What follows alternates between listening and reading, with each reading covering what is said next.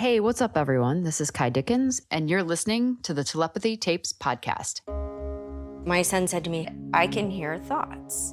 What is this phenomena happening? Why are his mind and my mind completely connected? Telepathy is the tip of the iceberg with their spiritual gifts. People don't understand that they can do this. They don't even have to be in the same room, the same zip code. For decades, a very specific group of people have been claiming telepathy is happening in their homes and in their classrooms. And nobody has believed them. Nobody has listened to them. But on this podcast, we do.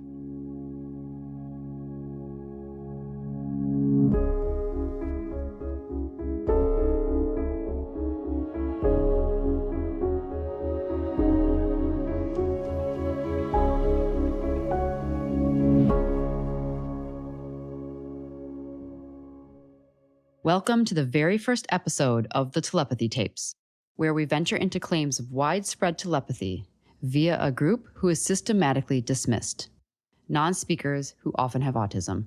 For decades, parents of non-speakers have been told by doctors, educators, and scientists that their kids are not in there.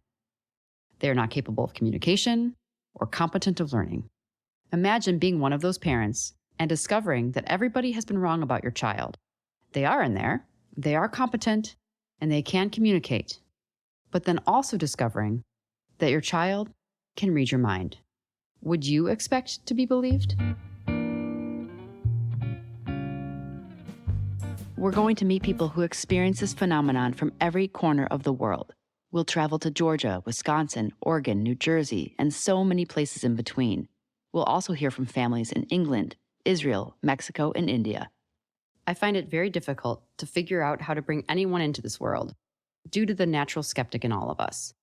So I think it makes sense to start at the very beginning and how I tumbled into this world 4 years ago when I heard a podcast featuring Dr. Diane Hennessy Powell. Welcome to the Cosmos in You podcast. So today we have Dr. Diane Hennessy Powell, who is a Johns Hopkins-trained neuropsychiatrist, speaker, researcher, and author. In this episode, we discuss the research she's currently working on to study autistic savants and their telepathic abilities. I had never heard of something like telepathy being talked about from a neuroscientist, and I went back to the intro just to learn a little bit more about Dr. Powell's background. I applied to medical school and went to Johns Hopkins. And while there, I continued to do neuroscience research and work with some of the greatest minds in neuroscience. And instead of staying on to Hopkins for faculty, I joined the faculty at Harvard. So, as much as someone can be, she's a legitimate academic. And she goes on to talk about her background in research. She started by studying savant skills. For a quick refresher, savants have exceptional aptitude in something like math or language or art, without having any formal training or exposure to the skill. So, like someone who can play piano expertly without one lesson, or someone who has a brain injury and suddenly understands calculus. So Dr. Diane Powell is studying savant skills in autistic children, and somewhere along the way, enough parents had said, look, I'm actually not sure if they are a savant. I think they might just be reading my mind. Dr. Powell's primary subjects are non-speakers who are usually diagnosed with autism. Her subjects to date communicate by pointing to a letterboard or typing into an iPad or some sort of other speaking device. She explained doing experiments with some of these non-speakers where she'll put them in a room and put the parent or teacher or whoever they're telepathic with in another room or on the other side of a partition. Then Dr. Powell will generate random numbers or random pictures, and the non-speaker will try to type out what they believe the parent or their teacher or whoever is looking at from the other side of the room. And here's the host, Suzanne Scully, asking her how accurate the children were. And if the time that they are correct is statistically significant. Oh, it's like over 95%. Over 95% of the time? Yes. I'm a science nerd, and that part of my brain just could not compute what I was hearing. However, I'm also a documentary filmmaker, and that part of me was totally fascinated. So I had to call her up. Oh, you're frozen. Can you see me? Hear me now? Diane? I'm going to try this 1 second here. Okay. Yeah. Okay. Is it okay if I record this just because you never know what I... Yeah. Okay, great. I'd love to hear it from you just in a nutshell. Explain the work you're doing right now. I'm working with children who have been reported by a parent to be able to read their mind. I'd love to hear, as a scientist, what has made you believe that this is not just a whoopee-whoopee type thing, but this is actual science. I started testing them, and I found that they were exceedingly accurate. We were capturing it. I mean, usually I try to have like 3 cameras. Oh, for sure. She gave an incredible overview of all the research she's done to date. And we also talked about the amount of parents reaching out to her about telepathy in their non-speaking children from all over the globe. And then today I got an email from someone who says, I just discovered that my child's reading my mind. And he says, so he wants to talk to me. It's kind of nice to have these different cases that they're at different stages and also demonstrate it in different ways.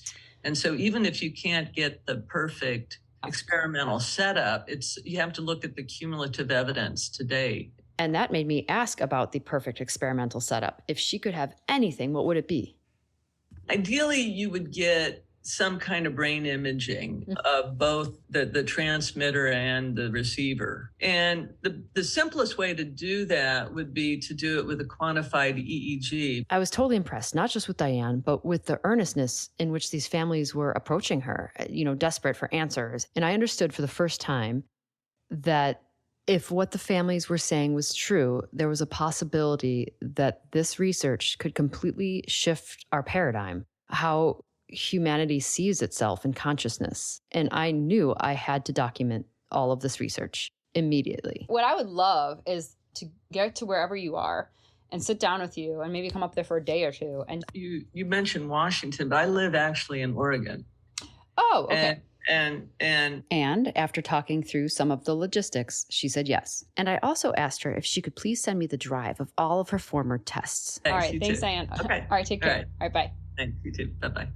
So I did get a hard drive in the mail from the camera guy who had previously filmed Diane's telepathy tests with various kids. And the drive had tons of information, lots of folders, lots of files. So I called up the camera guy who sent me the drive for 2 reasons. First, I wanted to understand what I was looking at on the hard drive and how all the footage went together. And more importantly, I wanted his take on the legitimacy of the tests before spending my own money and heading up to Oregon. Scroll down to where it says Telepathy Selects. Okay, so I'm in the folder right now. In the room, I had several GoPros set up. All right. There should be views from cameras A, B, C, D, and we also in that room had some large face display clocks. All right. So just to jump in and set the scene here, when I pulled up the footage, there were 5 cameras, and this was an experiment with a young girl named Haley and her therapist that worked with her often and said that Haley could read her mind. So Diane went to conduct a telepathy experiment, and this is what the cameraman captured. So what I'm seeing in this experiment is the therapist who's in a different room will look at a flashcard or a random number through a random number generator. And then Haley will proceed to try to identify that word or that number accurately via telepathy. So is that a partition on the table between Yes. Diane and Haley? Yes, we wanted to block the area so there would be no visual cues. And then I believe that microphone there so you could hear if there were any auditory cues given. Got it. So therapist is in the other room. She'd look at these cards, hold them in her mind, and then Diane would ask Haley, what do you see? And then Haley would proceed to type out letters and numbers and then hit play, and the talker would pronounce the word or the phrase. Like, what was the takeaway that you observed from being there as a neutral outsider, Haley wasn't 100%, but she was up in the 90% accuracy, and it just blew me away. It was pretty amazing, and seeing it actually take place and reviewing the footage afterwards, it was just a little jaw-dropping. And I was convinced that it's very real. Seeing how careful Diane was to set up the experiment, made sure that there was a total separation.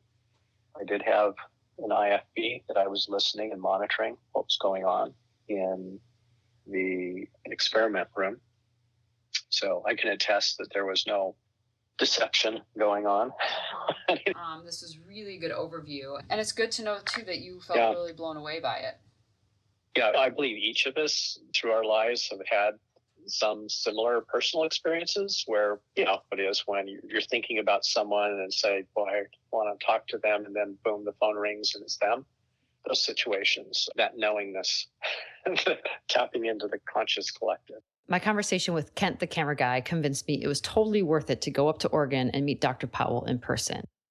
A flight on a new budget line and a rental car later, I ended up at her beautiful historic house. It has this huge, beautiful brick driveway and rolling green lawns around it. People joke about it being Hogwarts West. And that's actually a really great description. The house feels as though it's been there forever. And it has beautiful woodwork and artwork, tapestries and rugs from all over the world. And there's Dutch doors with pane glass separating various small rooms. There seem to be books and diplomas and pictures everywhere. And it just feels iconic, historic, and full of knowledge. This is my home office, and I get a lot of emails from people who've heard me in a podcast or seen one of my lectures inquiring about research on savants and telepathy. So yeah, could you maybe even read me some emails of what parents might say when they reach out to you for the first time? This email is from a medical doctor. He wrote, "As much as I have been trained to think otherwise, I believe that I am the guardian of a non-speaking autistic child who I had thought was a savant, but now it is inescapable to believe that he can easily read my mind. He can write down any number of words of which I am thinking, as insane as that sounds. Please call me." She took me through an array of emails. We have made her multiple tests, and he would answer correctly every time. Then I made up a number in my head, and she wrote it. He was writing the answers from my thoughts. She can read other people's minds besides me. Looking forward to hearing from you. Take care. What surprised me was that all of these people from various corners of the world were all saying a version of the same thing. They had a child diagnosed with non-speaking autism. Doctors and or educators had told the parents their children would never communicate or perceive the world beyond the level of a toddler. However, through a leap of faith or a twist of fate, these parents discovered their kids were in there. And in these cases, the kids learned to communicate via an iPad or a letterboard. And once the kids were communicating, the parents discovered through various means their children could read their minds. And they would test this unbelievable assertion over and over again, only to find that it was true. Many of these parents were not believed and felt alone, and they all had the same concerns. They had concerns about educating their children. They didn't know how to hide birthday presents or candy without it being found. They didn't know how to protect their private conversations or thoughts. And what touched me the most is these parents were grappling with something that they believed to be absolutely impossible. But here they were. They were watching something unfold that had no rational explanation. And they literally had nowhere to turn but this email inbox. So this is an email that I received from Sophia, and this is her first contact with me. "Hi, Dr. Powell. I am from Mexico. I have a cousin, Mia. She is 12. She can't talk and didn't communicate with us before. Recently, she got an iPad and started typing things. We thought she could read books in seconds and had photographic memory. My aunt read her some paragraphs and she could finish the sentence or said on what page it was. And this may sound silly, but she is reading my aunt's mind. We have made her multiple tests, not professionally, and that's what she really does. Just her mom's mind, so far no one else's. We don't know what to do now. I greatly appreciate your time reading this. I hope you could answer me. Thank you, Sophia." I asked Diane about the career implications of her following this line of research. I knew that a lot of people would think, boy, Diane's gone off the deep end. But that's the risk any scientist takes when they challenge the current paradigm. The data was so compelling and accurate that I had to follow it, even though I knew I was risking my scientific reputation.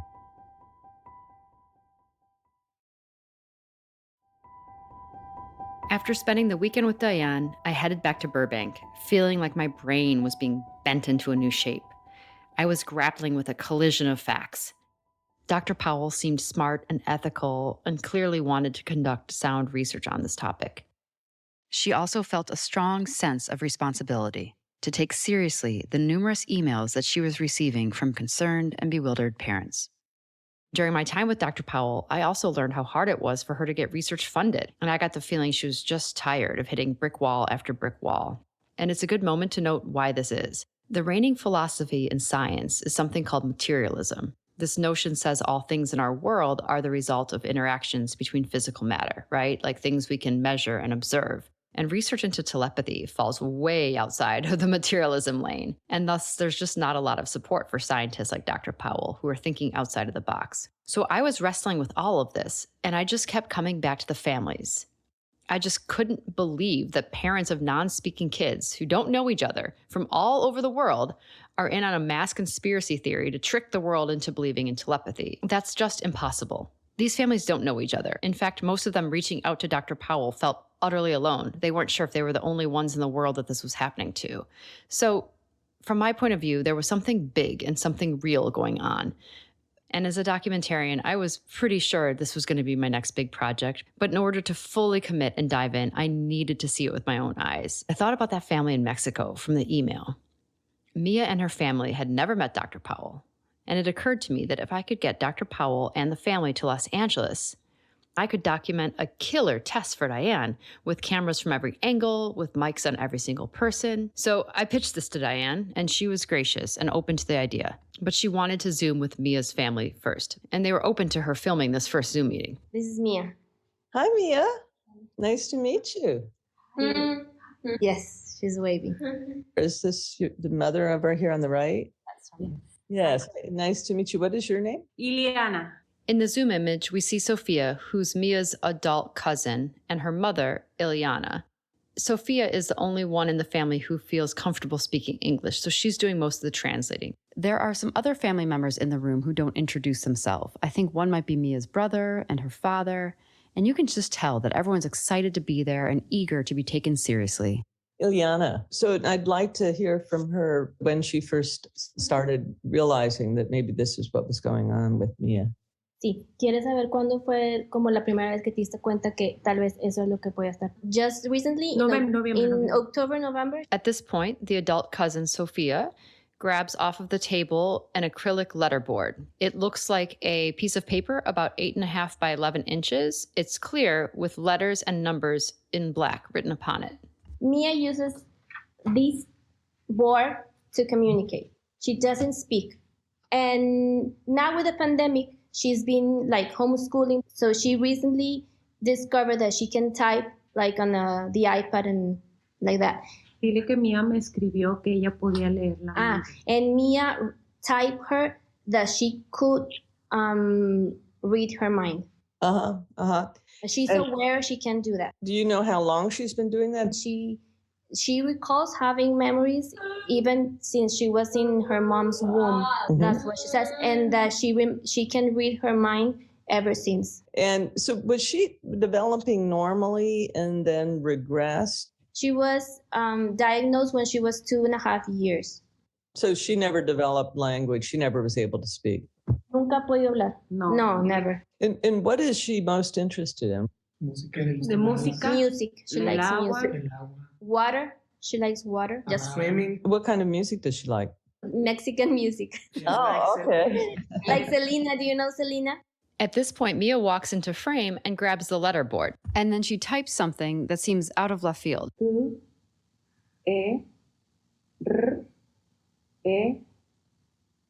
Mia very deliberately writes out Monterey, where she's from. Her mom asked her in her mind to tell her where is she from, and she says Monterey, our hometown. So you're asking her these questions, and then she's answering them. Mm-hmm. I see. When I watched this for the first time, this moment was monumentally weird to me because Ileana, the mother, will ask Mia questions with only her mind, to which Mia will answer with the letterboard. So we will not hear Ileana asking a question. But just like any mother will be like, come on, tell them where you're from, or, come on, participate. Ileana was doing that in her mind, encouraging Mia to start writing. I noticed it looks like she's not even looking at the board. Is that true, that she oftentimes is just kind of pointing like this without even looking? Yes. I wonder how she does that. She wrote in her diary that when she reads, she sees different colors. Mia says she can see colors around numbers and letters, which is scientifically referred to as synesthesia. So does she see colors around different letters? A is always blue, or, and C is always green? Yes, like that. Sometimes she sees a reflection of the colors, and that's why she doesn't need to see the I see. letter. Yeah. She sees the colors. Mia's mom explains that Mia keeps a diary in the form of an ongoing Word document where she'll enter her thoughts and memories. Have you ever tried doing something like thinking of a number and then she can give you the number? At this point, Dr. Diane and the family exchange WhatsApp information because Diane is about to start a test. So I'm gonna give you a number. And she proceeds to send a number to Ileana, who looks at it, then turns over the phone, and Mia, who's far away on the other side of the room, but we can see her, is clearly not seeing the number that's sent. And now Mia is walking from the far corner of the room where we've had eyes on her to her mother so she can begin to type what number was just sent.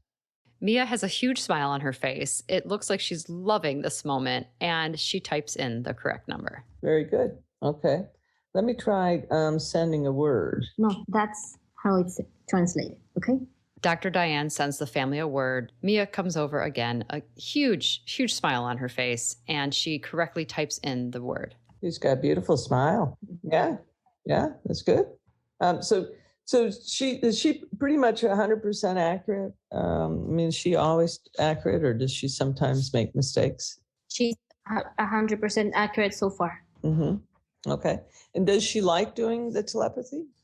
She said that she prefers to talk with her mom, like telepathy instead of speak. So tell me a little bit more about your reaction to this when you discovered that she could read your mind. Did she think that it was impossible? At the beginning, she thought it was impossible. And the next day, that when she went to wake her up, she had a word in her mind. And Mia, as soon as she woke up, she typed Mochila morada, me acuerdo. Purple school bag. That's what she was thinking.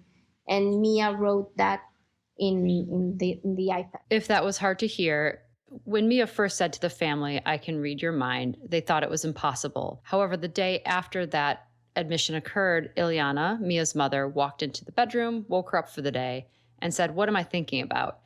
And Mia wrote on her iPad, "purple bag." And Ileana was thinking about her purple bag. So that moment won her over. They go on to talk a lot about Mia's interests, her health profile, whether or not she's eaten gluten, certain things that might impact Mia's body. The conversation ensues, and it's fascinating. Is it hard to keep things hidden from her? Her mom, she hides things, not only secrets, but things like objects. And Mia always finds them.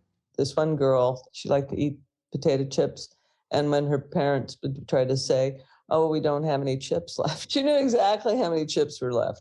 Mia says that she remembers also her first appointment with a neurologist. What did she say about that? That she went when she was 6 months old, and that the doctor mistaken her diagnosis because he said that she had microcephalia, and that he was wrong. Her diary, where she types things like that. As if telepathy weren't enough to process, Mia has also journaled about memories which go back to her earliest weeks of life.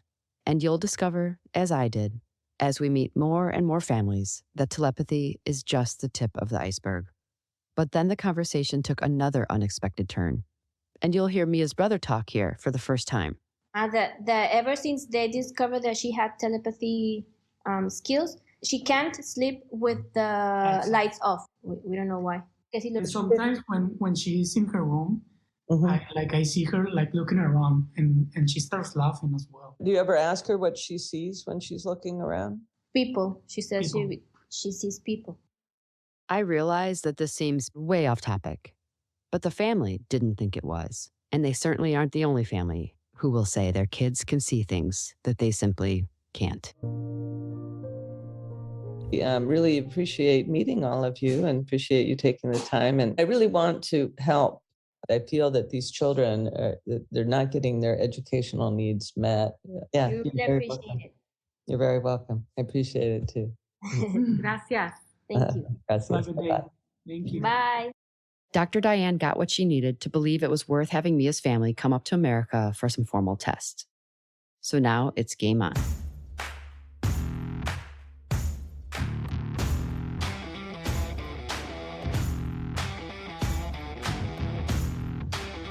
We're going to rent a house in Glendale to set up tests ourselves. This will be a place Dr. Diane has never been, the family's never been. And at this point, I trust Diane deeply, and I trust that she really is concerned with upholding the scientific method. But I just wanted to be in charge of buying all the cues, all the props, the blindfold, booking all the crew, booking the home, just so that it was bulletproof. I understand the high degree of skepticism that, of course, will surround this and all the tests and all this information. And I needed to make sure that I handled one test without Diane or the family bringing or providing anything. Back at home, I went on a telepathy test shopping spree.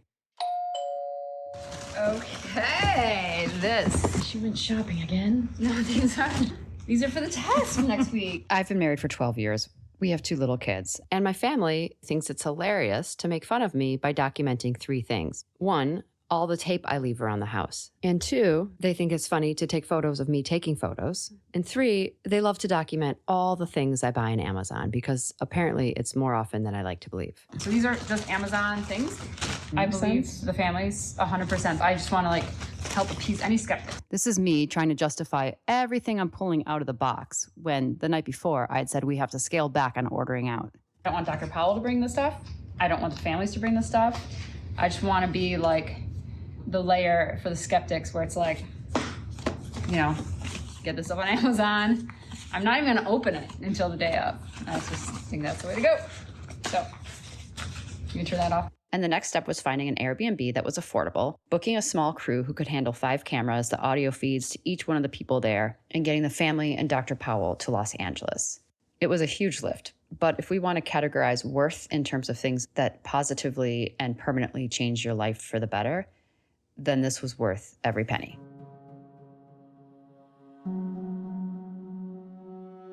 It took about 6 weeks of effort, and I called in a ton of favors, but now it's testing time. Various professional crew members from all over LA were doing me a solid. One of my close friends and a cinematographer, Michael Agnesanti, came in from Chicago with all of his equipment. I wanted him to make the trip for 2 reasons. 1, we worked together a lot, and I knew that he'd be able to capture everything happening in that room with integrity. But 2, he's a huge skeptic. He doesn't really believe in anything out of the norm.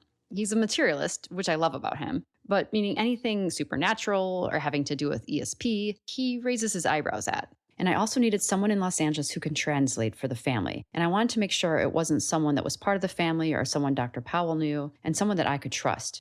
My friend Rebecca is a total outsider to this world. She's an animator. She animates Disney films and Pixar films, and so she felt like a completely safe bet, and she speaks Spanish fluently. So I asked her if she would volunteer her time to be a Spanish-English translator during the tests. Prior to the testing day, I sent Mia various questions so I could get to know her better. And here are some of Mia's thoughts in her own words. I am Mia, and I have autism. I can't speak. I communicate by writing. I'm not sick. I like mathematics. I'm very intelligent. I don't like earrings, and I don't like dresses. They are uncomfortable. It would be nice to be me without dresses. My mom asks me how I feel about having autism. I feel good. We are all good at something. I can't imagine being any other way. I am happy. When I grow up, I'm going to sell my book. With the money, I'm going to go on vacation to Japan. I like Japan because it's so developed. On Monday, I start high school and I don't want to. My mom says I'm a good student and I'm going to do well. I don't like the teacher. I feel like she thinks I don't know things. I like the kids. I don't even know if they will like me. Imagine not being able to talk. Sometimes it hurts like hell.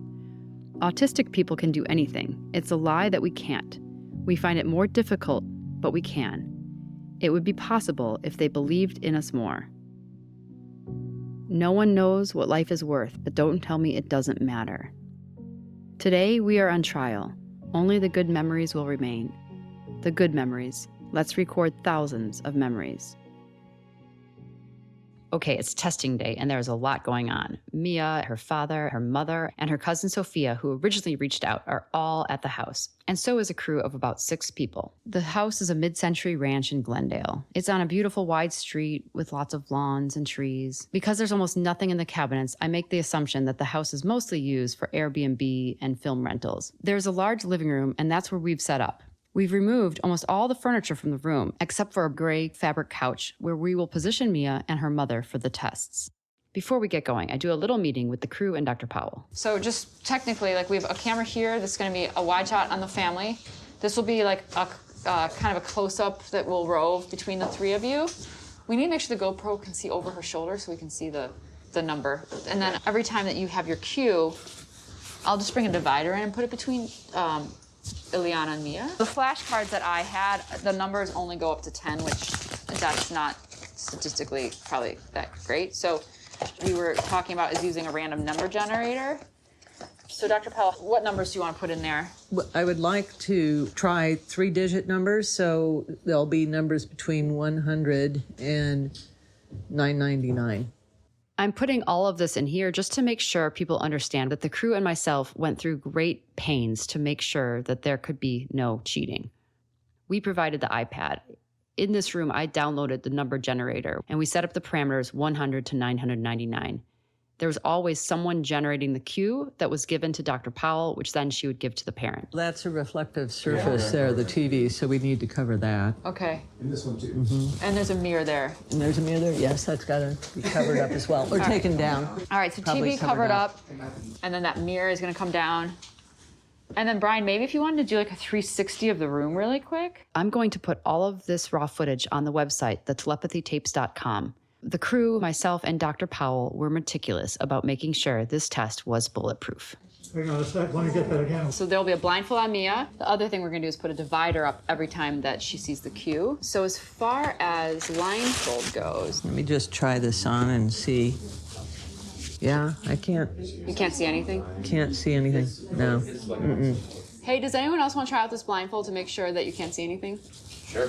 This is Michael. Can you see anything? Oh, no.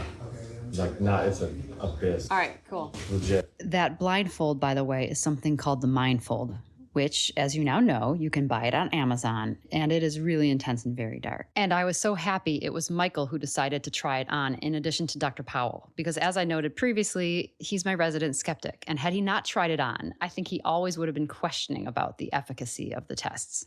So we were about to start the tests, but first, I just wanted to recap what the family was hoping for. We want answers, like what's the origin of what she's doing? Where does it comes from? If it's something that she will develop in time, or it's something that's like as good as it gets.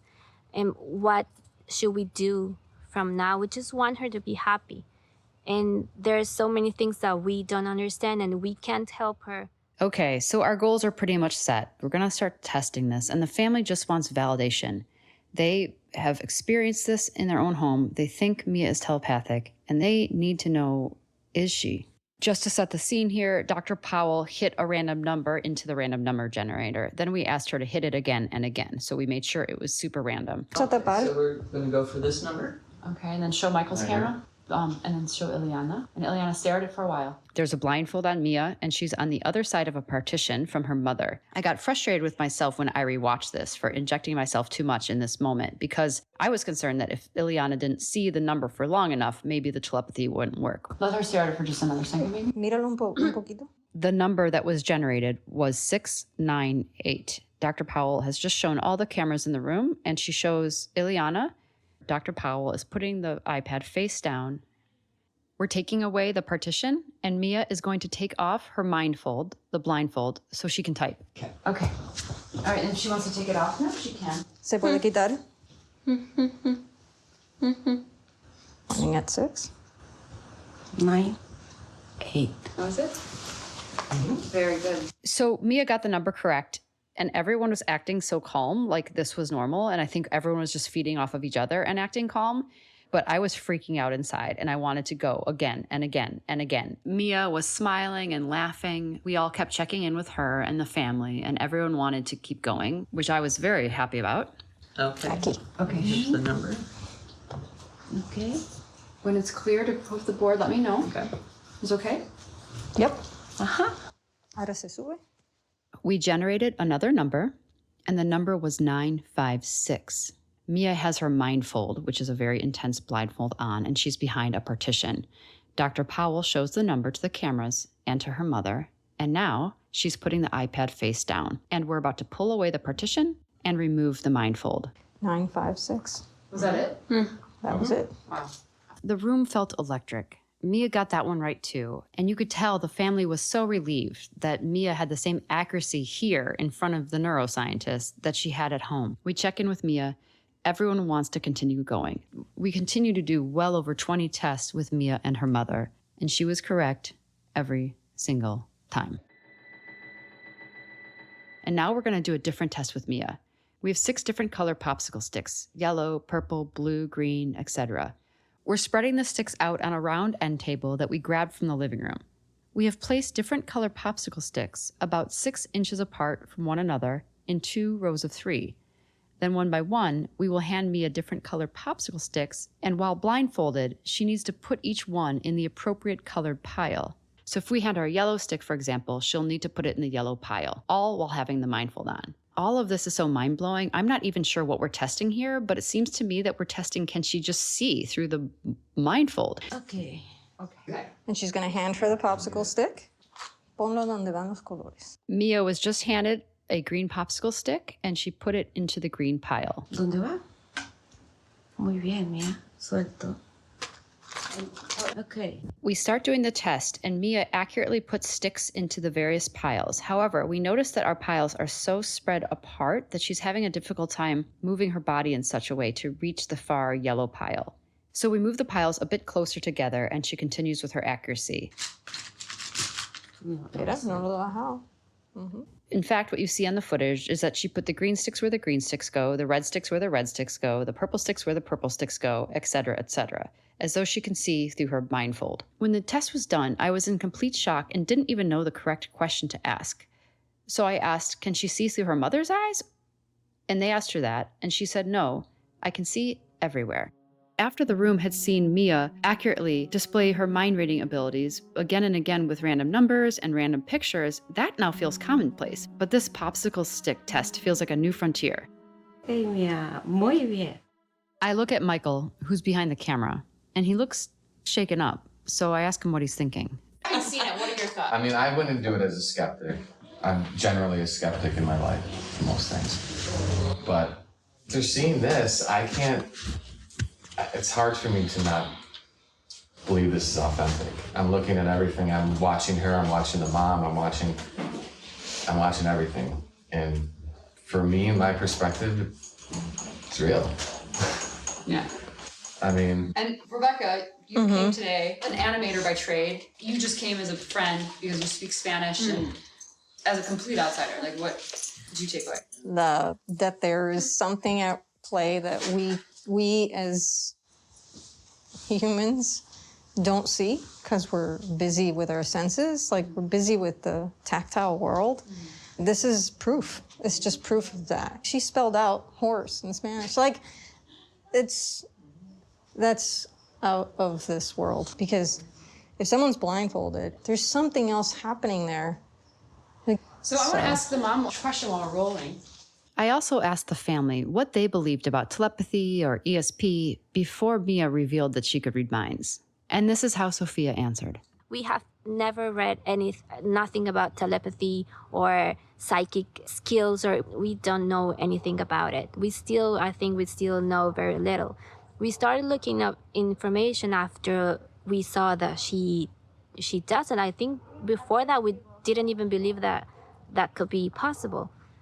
But it's so clear what she does that there's no doubt that she can do it. My favorite tests had to do with a book I brought from home, something she'd never seen. And to me, this was just remarkable. So Ileana, close the book.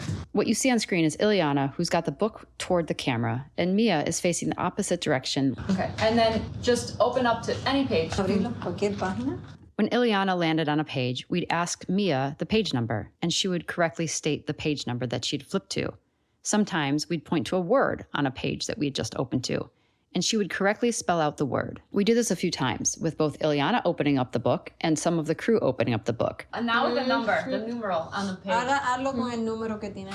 ¿Qué página tengo aquí? 1, 3. Which one was? Muy bien, Mia. Uno más. One more. En la página 26 hay un personaje. En la página 26. ¿Me puedes decir? Ileana was flipping through this book, and again, it's a book I brought from home, and there is a picture of a pirate on page 26. And so she stops there and gets excited and is asking Mia, what picture are we looking at on page 26? Again, the book is facing clearly away from Mia. She cannot see it at all. ¿Qué personaje es? Who? I. R. A. Tu. A.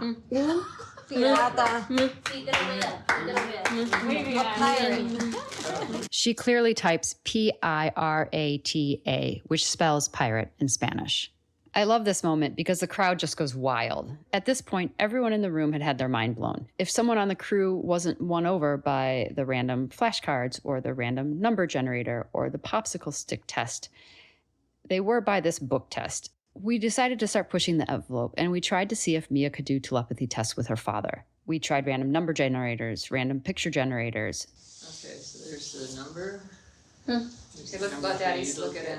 Okay, Mia, you can take off the blindfold. Le pueden quitar. And she could absolutely not tell us what her dad was looking at. Sometimes we'd show her dad a flashcard or a number, and Mia would start typing and then stop. And sometimes she wouldn't even type at all. Vamos a tratarlo con Eliana. A ver. Maybe it's just that she's best at reading Eliana's mind. I mean, that's what I Yeah. think maybe. The test with her dad wore Mia out. She wanted some snacks, and so while she left the room, we asked her mom some casual questions. Her mom had mentioned that the family was deeply Catholic. I asked her mother about her gut reaction when Mia first revealed this, especially in light of her faith. You'll hear Rebecca, our translator, often in this conversation. So when she said that she could read her mind, she did feel afraid. Miedo porque no sabía cómo la gente la iba a ver. She doesn't understand even how to speak to their friends about her abilities. Que no, que la vean como algo así oscuro, como That people algo. would see her Pero something dark. That got stepped on there, but what Ileana was expressing is a fear that people might see Mia as something dark or be scared of her gift. So now that she's experienced it slowly, she's been less and less afraid because she's starting to understand it more and more. So Mia says the fact that they don't communicate verbally, communicate mentally is a gift.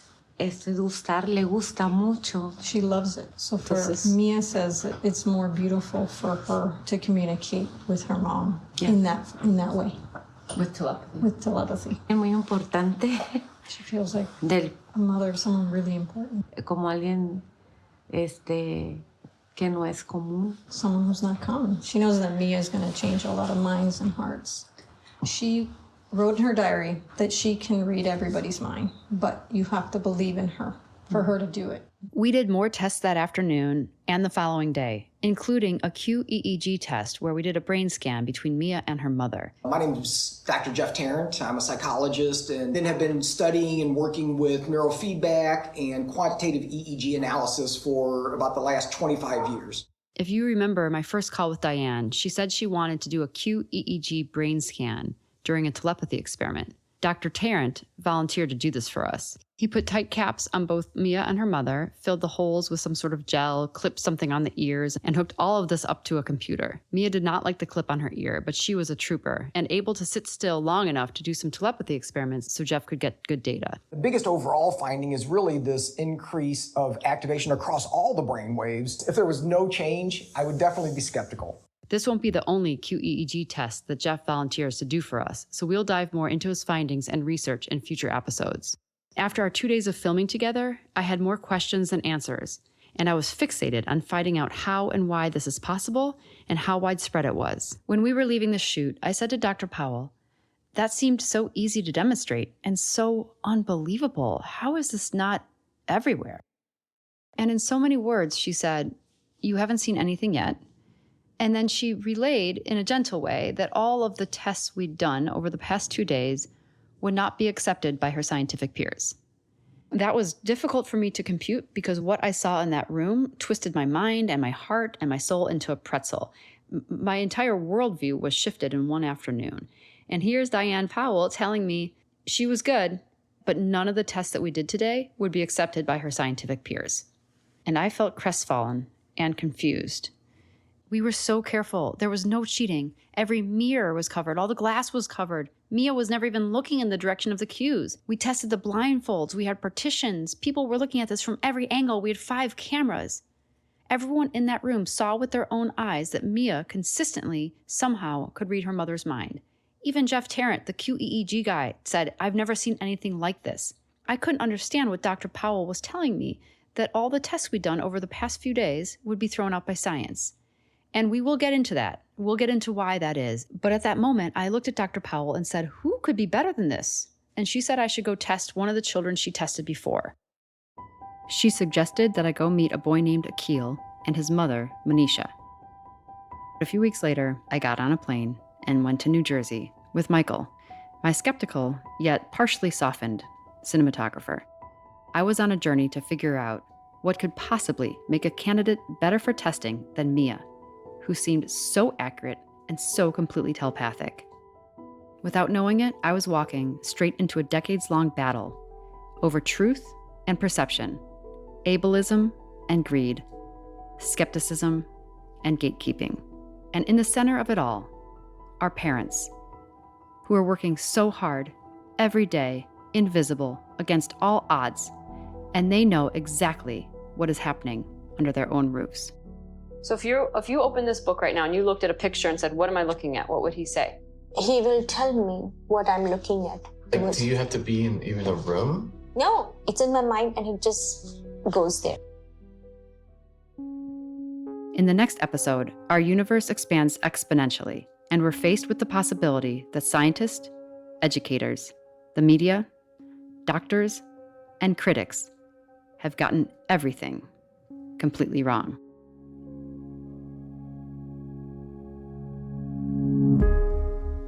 Thank you to my amazing collaborators. Original music was created by Elizabeth P.W., original logo and cover art by Ben Kendor Design, the audio mix and finishing by Sarah Ma, our amazing podcast coordinator, Jill Pachesnik, the Telepathy Tapes coordinator and my right hand, Catherine Ellis, and I'm Ky Dickens, your writer, creator, and host. Thank you again for joining us.